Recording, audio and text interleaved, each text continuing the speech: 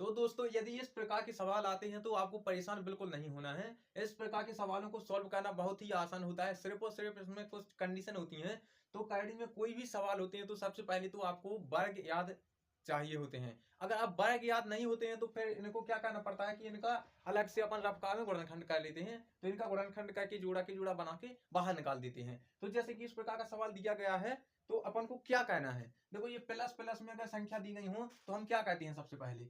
तो देखो हमने पहले कहा कि इनको वर्ग वर्ग याद चाहिए होते हैं तभी ये पॉसिबल होते हैं, मतलब जल्दी से। नहीं तो आपको इसका फिर गुणनखंड करना पड़ेगा, यहाँ से यहाँ तक आता रहेगा, फिर इसका गुणनखंड करेंगे, फिर इसका तो समय अधिक लगेगा। इसलिए वर्ग याद होते हैं तो ये आसानी से हो जाता है। तो देखो सबसे पहले हम इसे सॉल्व करते हैं। अब इसे क्या है, तो देखो सबसे पहले कहाँ कहाँ से सॉल्व होगा, ये तो जहां का तहां रहेगा। लेकिन सबसे पहले इस संख्या को, जो सबसे नीचे करने वाली संख्या होती है, सबसे एंड की, सबसे पहले हम उसको सॉल्व करते हैं। तो हम यहाँ क्या कहते हैं, सबसे पहले देखो कायडी लगाई बड़ी है ना, यहाँ है 15,612 प्लस। अब हम इसे भी अभी कुछ नहीं करेंगे क्योंकि ये इसे अभी सॉल्व नहीं कर रहे हैं। तो 554 ये ज्यों का त्यों हो गया। अब देखो, अब इसे हम सॉल्व करेंगे तो ये क्या आ जाएगा यहाँ, तो यहाँ आ जाएगा ये कितने का वर्ग होता है, तो ये होता है 15 का वर्ग। अब देखो हमने कायडी पे 15 लगा दिया वर्ग पे। अब देखो, अब अब उसका वर्ग बन गया तो वो तो कायडी से बाहर आ जाएगा। तो यहाँ 15,612 प्लस 154। अब देखो ये तो 15 बाहर आ गया तो यहाँ लिख जाएगा प्लस के 15। अब इन दोनों को जोड़ देंगे।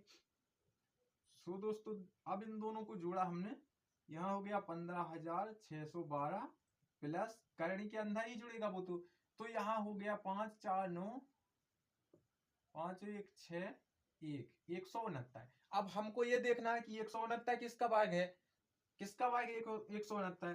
तो देखो जब आपको वर्ग याद रहेंगे तभी बनेगा, बहुत आसान। अगर आप चाहें तो यहाँ गुणनखंड भी कर सकते हैं बगल में कहीं भी, तो दो गुणनखंड से भी आ जाएगा। लेकिन अगर वर्ग याद है तो अच्छी बात है।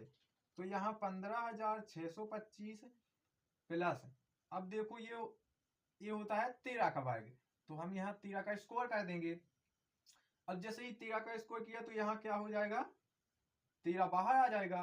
तो 15,612 प्लस 13 इतना हो गया। अब देखो अब इसे जोड़ना पड़ता है। अब देखो 15,612 में फिर 13 जोड़ेंगे हम, तो यहाँ करणी कितना, 15,612 में 15,612 थे, अब हमने 13 वो जोड़ दिया तो वो हो गया 15,625। देखो 15,612 थे और यहाँ जोड़ना था कितना 13, तो यहाँ कितने हो गए 15,625।